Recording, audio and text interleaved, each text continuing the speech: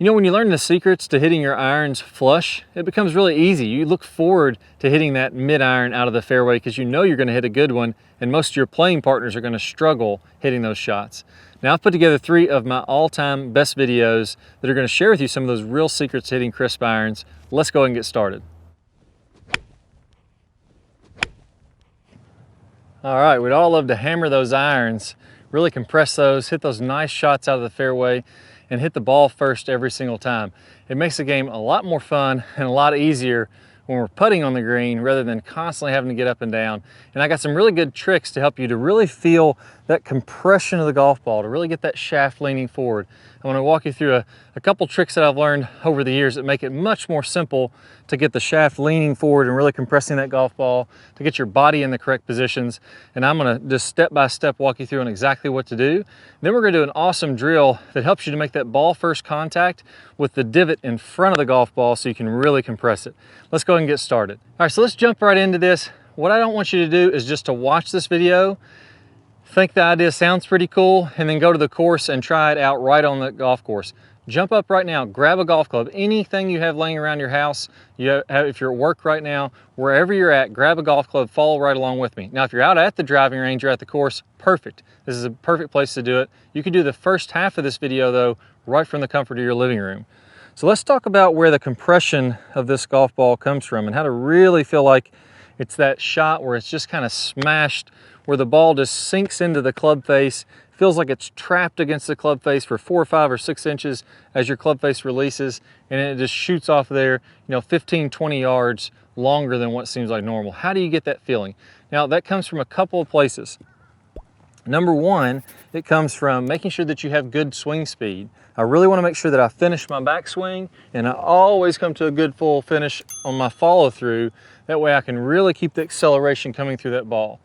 The second piece comes from, let's go ahead and compress that golf ball by de-lofting the club. Now, on the PGA Tour, the pros, the best players in the world, have realized it's the easiest way to hit a golf ball. They're taking about 30% of the natural loft of the club off the face at contact. What that means is, if I have, let's say a 6-iron has 31 degrees.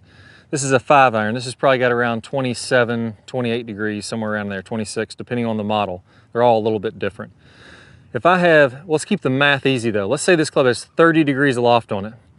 When I come into contact, I'm taking 10 degrees of loft off that club face. And the way you're going to do this is have the hands leading in front, and then also feeling like the toe of the club is kind of closing down. If I'm playing a big, cut, if I'm kind of opening the face up, flipping it, and that ball is kind of floating off to the right, there's no way to really compress it like the pros are doing. So I have to have the hands leading forward, and I have to hit a pretty straight, square shot. I can't be having that ball fade significantly to the right. We're going to go over that, exactly what to do in this video for that. But the easy cheat for this is take your iron, put the toe of the club right against the golf ball like this at address, and then take your normal grip. Now what you'll notice is, because the shaft is now set up way behind the golf ball, as you just take your normal grip and set up to this golf ball, look how it's got your hands leaning slightly in front here at address. Now as you come forward into the swing, what I want you to feel like you're doing is let your hips open up and let your shoulders open up a little bit and let your left arm stay nice and tight to your chest. You may even notice the right heel, your right foot, starts to come off the ground a little bit.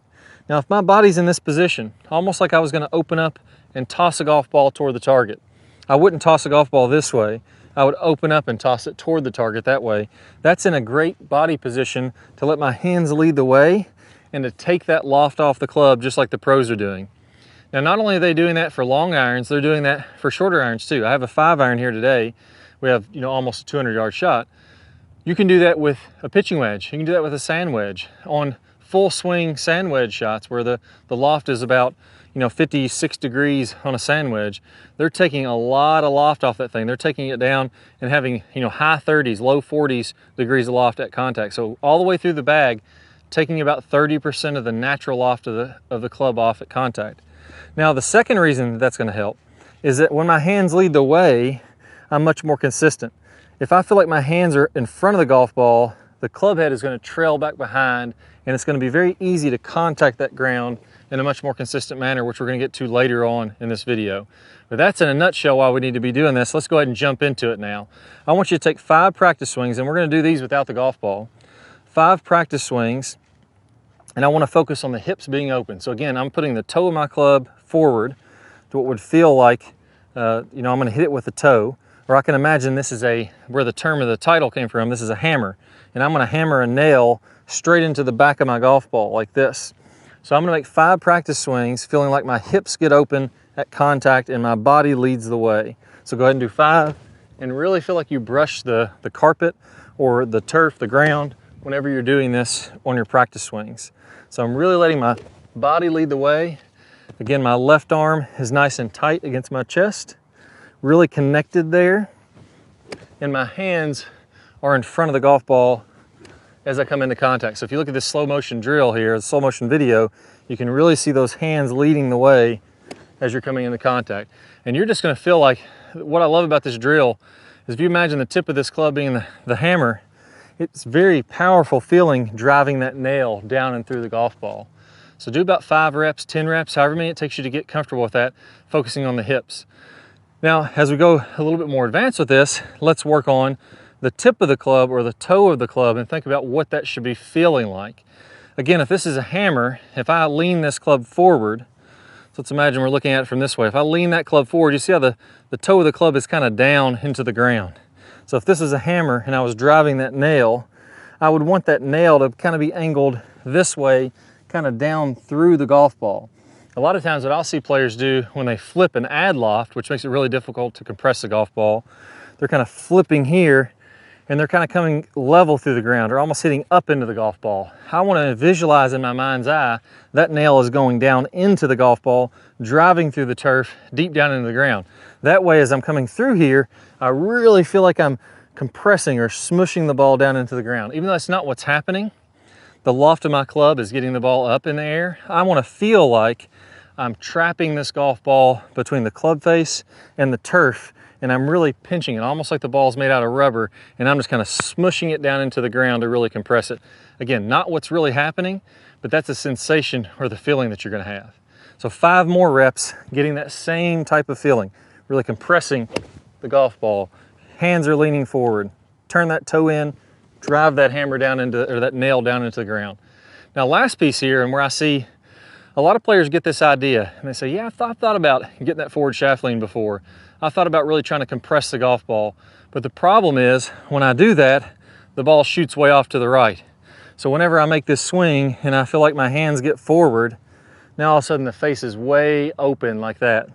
You see how my club face is way up there. Well, the reason is, as I get my hands forward, that's automatically going to open up this face. And most likely, if you're flipping the club, that's to square up the face. If I get my hands forward, now what I have to do is roll my hands to square that face back up.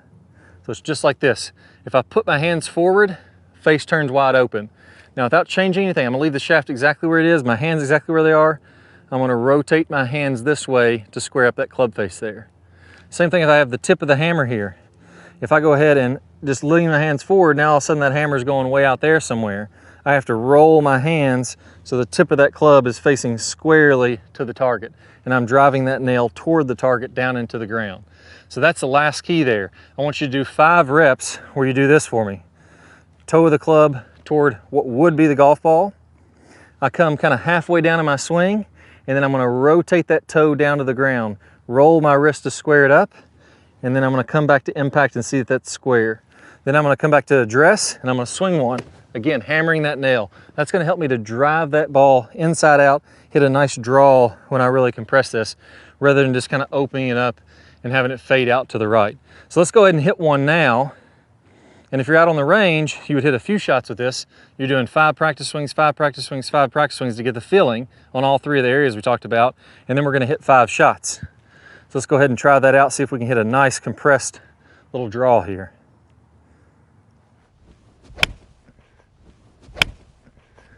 There we go, and that was perfectly hit.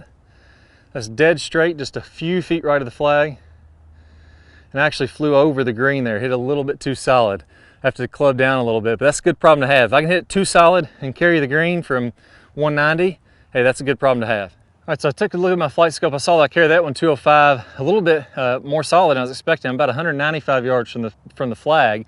So I'm gonna club down to a 6 here. And again, you know, you start compressing those balls, those golf shots, you'll easily pick up a club more distance. Now, in the first half of these drills, what we just covered there, getting the body open, getting the hands leading the way, squaring up the face, all those were an effort to really compress the golf ball and to get the characteristics of how my club is coming through contact to be correct.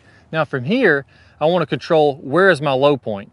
The real key now to make sure that I'm hitting it crisp every single time is I have to come down, I have to contact this golf ball first, and then I got to hit the ground second. Now, if you're not used to hitting the ground or you're used to flipping a little bit, this can be a little bit scary because if you start to try to hit the ground, sometimes you may hit a few chunks and automatically say, I don't want to do that anymore. Let me go back to flipping what I know how to do and start hitting it fairly consistent. Well, this is a great drill. It's going to help you to eliminate those chunks, still compress the golf ball like we talked about, and it just makes it a lot easier to do. So the first drill here is going to be a tee drill. Now this one you want to do outside, and you want to do it on some fairly short grass. Now I'm going to set this tee up somewhere between a 1/4 inch and a 1/2 inch off the ground. So I'm just going to tee it up like I would a golf ball, take the golf ball off, and now you can see this tee is barely sticking out of the turf. Now my goal here is to still come down and clip this tee. And I want to brush a little bit of turf after this tee, but I don't want to hit it down into the ground so hard that I see some dirt fly up. I'm just looking at brushing the turf. So now I've given myself this small margin for error to make sure that I'm hitting it in the right spot. Now what you'll be surprised on, most players don't have a consistency problem. I've said this time and time again when I have players come in for in-person lessons. They don't have a consistency problem. They have the wrong idea or the wrong habit when they're doing this. So I'll see a player come in that's not playing very well. They'll hit ball after ball after ball, thin, thin, thin, thin, thin. They'll hit it thin every single shot for weeks at a time. And it's not a consistency problem, it's just too thin. They're not getting down to the turf enough. So I want you to go ahead and try to work on this, which is going to be finding that little sweet spot between hitting too heavy and hitting too thin. And this is a great way to do this. So let's go ahead and do 10 reps. Where again, I want you to feel like that same idea, that hammering that tee down into the ground. We're just not going to hammer it quite as hard this time so that we're just brushing the turf. Same idea, just not quite to the extreme. So 10 reps, there we go. And that time was perfect. I clipped that tee, I saw a little bit of grass pop up, but I didn't really have a lot of dirt or a big divot. Let me go ahead and repeat that again. And again, I got that tee really sitting just about a 1/4 inch off the ground. I'm gonna try to do the same thing. Hands leading, there we go. And I clipped that one right off the turf. The tee just took off, but I didn't take a big divot there. Now the next piece I like to use, the next tool, is this Dr. Scholl's Odor-X foot spray powder. This is the one that comes in the yellow can. Make sure it says Odor-X on there. The reason I use this one is because it has a real white film, and when you spray it on the ground, you can see it really, really easily. So let me go ahead and draw a line on the ground, on the turf here. I'm gonna try to get it lined up fairly well with the target. Maybe a little bit off there, but close enough. And I think you'll be able to see that really easily on the ground. Now, I'm gonna go ahead and do the exact same thing that I did there, but now we're gonna hit a little bit more of a divot. We've gotten control of the height of our divot. So now we need to just make sure that every time we come down, we hit this golf ball, the divot is in front. So we're gonna go ahead and hit a little bit more of a divot now that we're used to being consistent with the turf and kind of coming in level with the ground. Let's go ahead and go back to that feeling again of hammering the golf ball. And now we're gonna do it just like the pros do. We're gonna take a little bit more turf, we're gonna swing a little bit harder, and we're gonna try to make sure every single divot is in front of this white line. So let's go ahead and try it out. Now again, same keys I did with my full swings from the beginning. Hips opening and leading the way. Hands in front, and I'm squaring up that club face to make sure that I hit that nice draw. Not sure if I can get my 6-iron there, but we'll give it a whirl.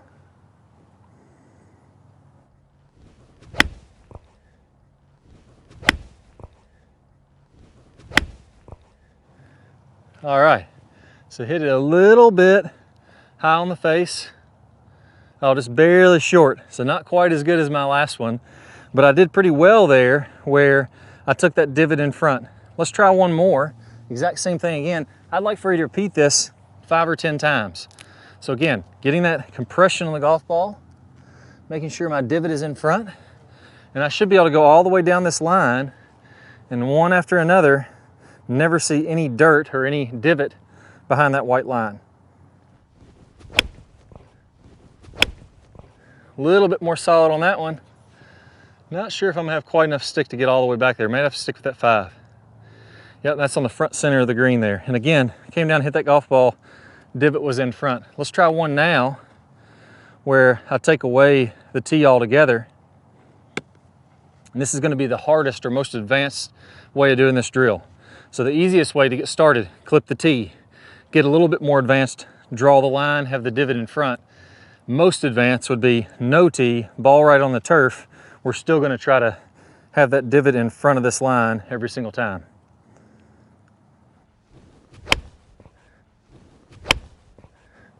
There we go, and hit that one pretty good. See if I can get it all the way back there. All right, that one almost got to the flag that time, and we'll see, again, my divot is in front of the turf.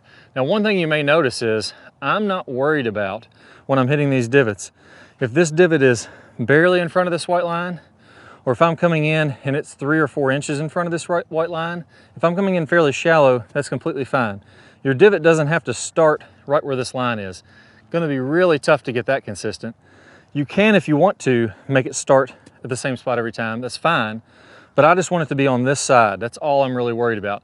Some of my most flush golf shots, because I'm coming in fairly shallow here with the turf, I may not really start to get down to the dirt until a couple inches in front of this line.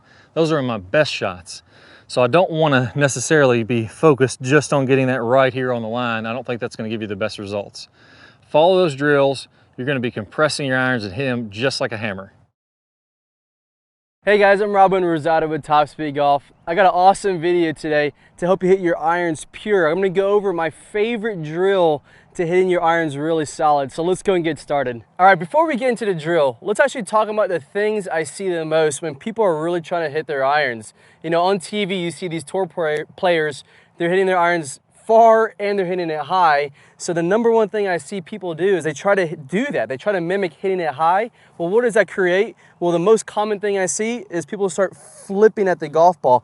So my club head is now passing my hands and you're trying to really hit it high. So with the flip, it is going to be a matter of timing. You know, the reason why you're not hitting it solid consistently, maybe you're flipping it a little bit too early and then you're catching the ground beforehand, or you're coming out of your posture, hitting it thin.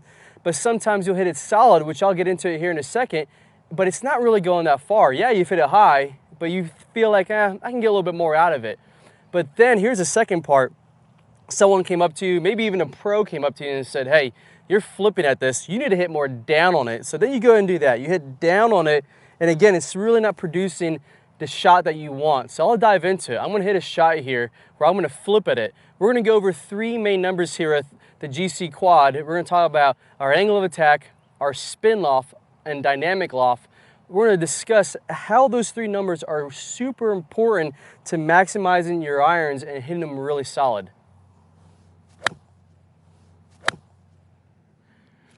All right, on that one there, I really tried to flip with it. So let's go look at the numbers here. So we're going to see here that my loft on the club was at 30, my dynamic loft was 35 degrees. Not really all that good. We really want to come into it. Tour average is right around 24 degrees. The loft on my 7-iron here is actually 34, so I actually added a degree of loft there. Not really all that great. Angle of attack here was negative 1.1. Again, not really that great. Tour average is going to be somewhere about negative 4.3 down on it. And as you see here with my speed, I only swung it at 81 miles per hour because when we're flipping at it, I'm throwing the club early, so then my maximum speed is somewhere before the golf ball. So by the time my club head gets to the golf ball, I'm already decelling. And as you can see there, my distance was only 131. Not really all that good. So in this next shot here, so I've just identified the fact that I'm hitting it high, not getting a bunch of distance, I'm flipping at it. So I'm just going to do the opposite. I'm going to hit down on this golf ball, and let's go take a look at those numbers. All right, so on that one there, I did hit more down on it because I was told to do that. But let's go look at these numbers here. So we're going to see that my dynamic loft was 25 degrees. Okay, that's actually pretty good. We want to be somewhere around 25, 24 degrees with our dynamic loft. But if we take this here now if you look at my angle of attack is at -11. So that's gonna be a little bit too much than we want it to be. Remember, we want that number to be around -4.3.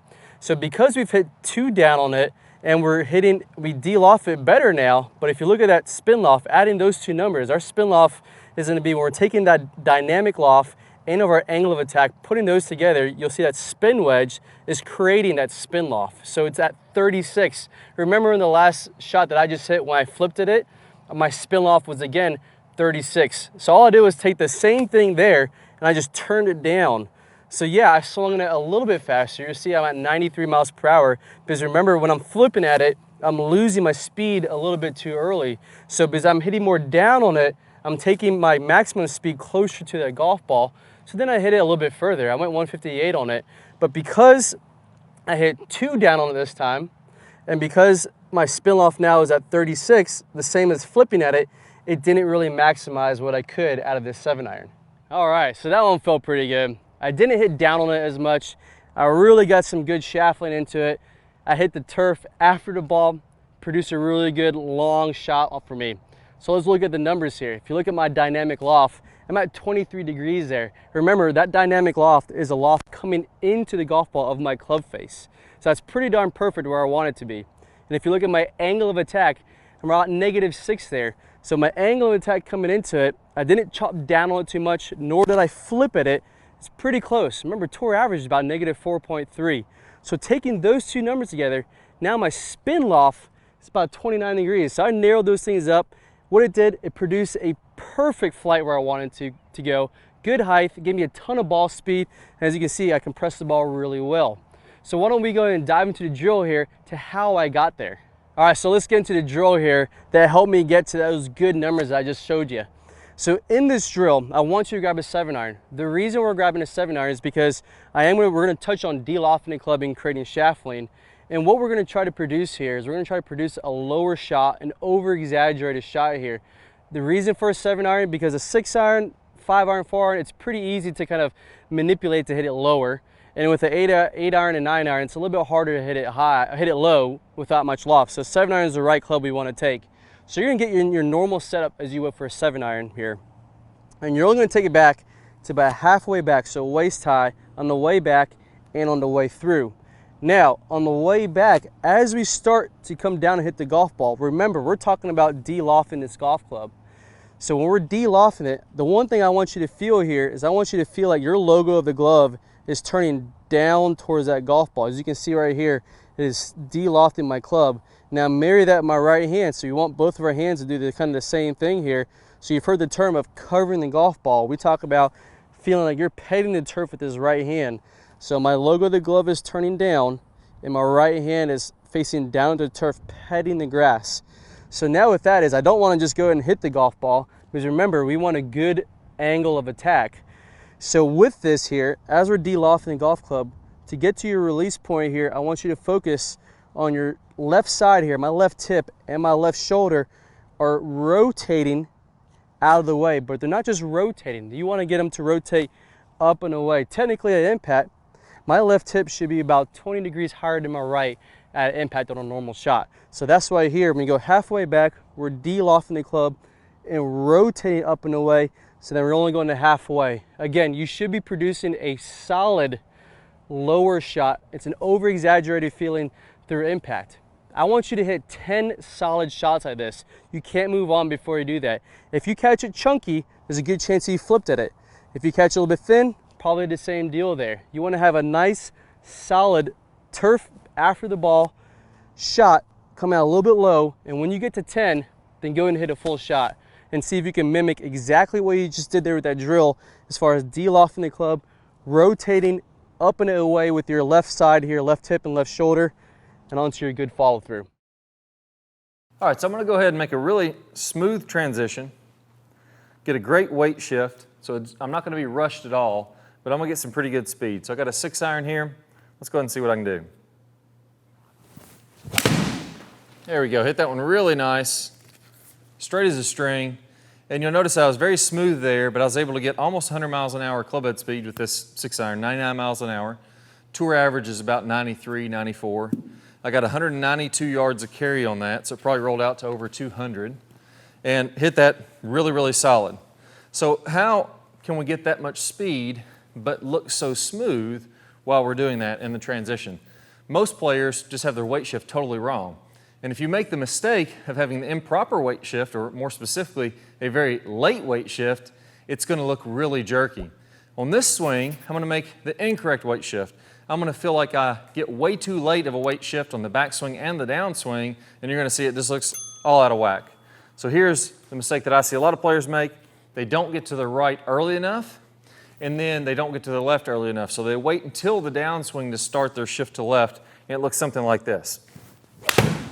So now my body is kind of out of sync with everything else, and even though that one went fairly straight, I just so happened to get the face squared up. It was thin, it was off the heel, it actually felt like more effort, and my swing speed went down probably 10, 15 miles an hour. Let's check it out here. Yeah, it went down 16, 17 miles an hour. The distance went way down, and it looked worse while I was doing it. It looked even more jerky while I was doing that. So let's go over the wrong weight shift and the right weight shift and how to do this. The number one thing that I see is players get to the right way too late and to the left way too late.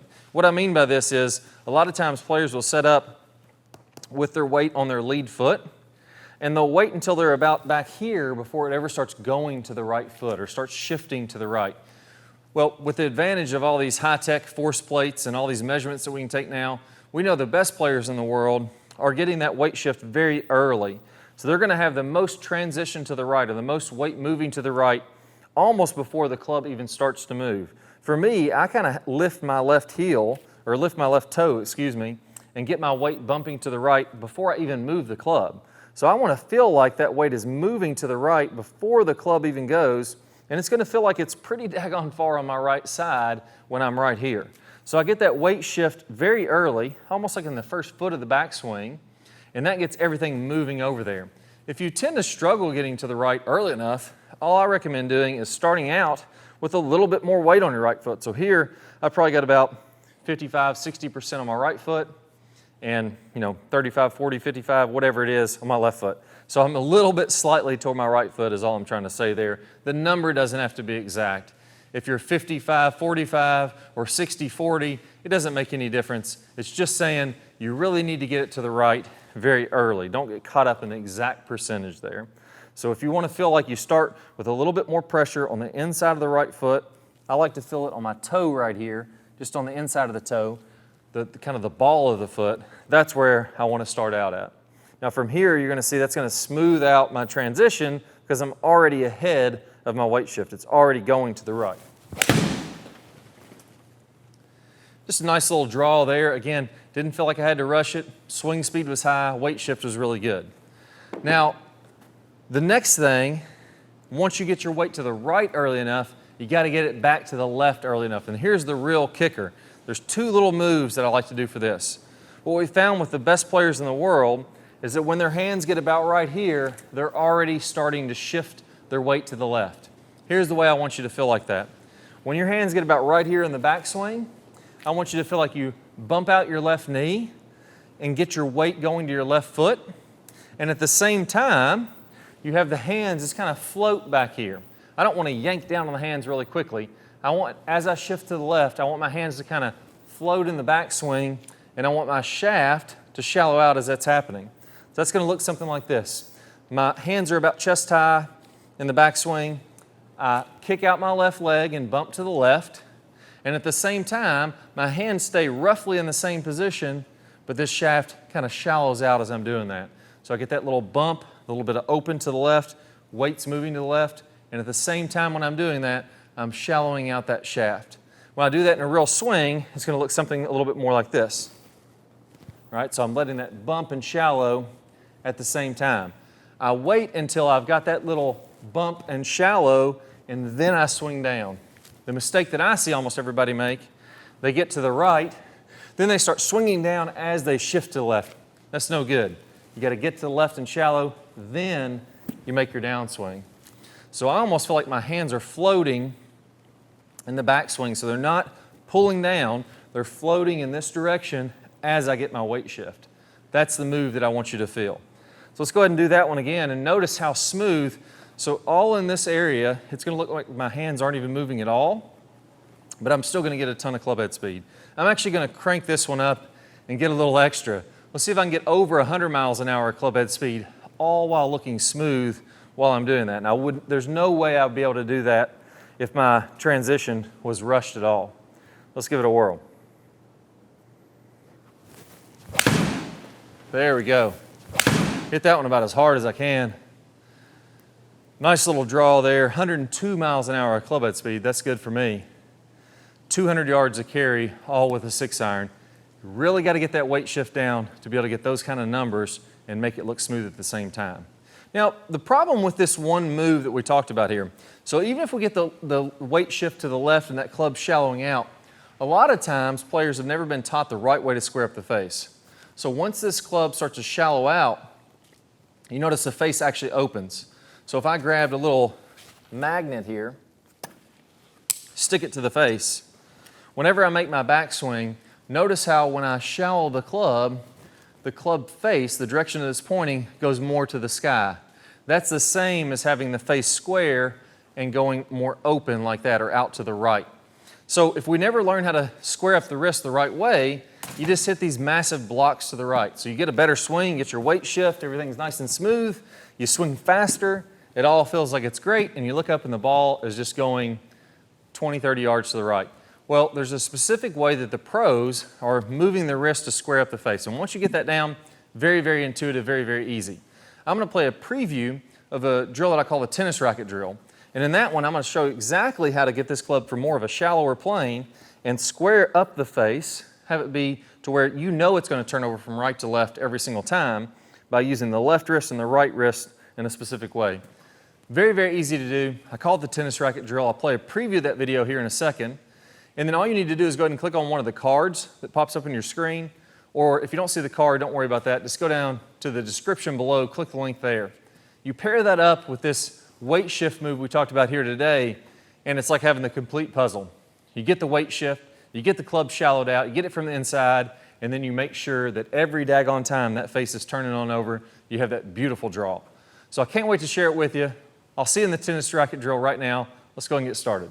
Good player problems. We're going to talk about shallowing that club shaft out as we're starting down, as we're doing this rotating of the face that we worked on in the last video. As we start this downswing, what you'll see with basically all of the top players is instead of coming kind of over the top and letting the hands come out away from their body, letting the club come out away from their body, again coming down steep into the ball and then having to open up, kind of fillet open the face and add loft to it. The flattening of the shaft should happen as soon as we start down. So as we start this downswing, what we want to have happening here, you can imagine that if I draw a line from the hosel of my club up through my right elbow, that's my swing plane line, my elbow plane. As I go to the top of the swing, I'm going to be slightly above that. And then as I start down, I want my hands to start to shallow out. I want the club to shallow out inside of this elbow plane. And at the same time, I'm going to be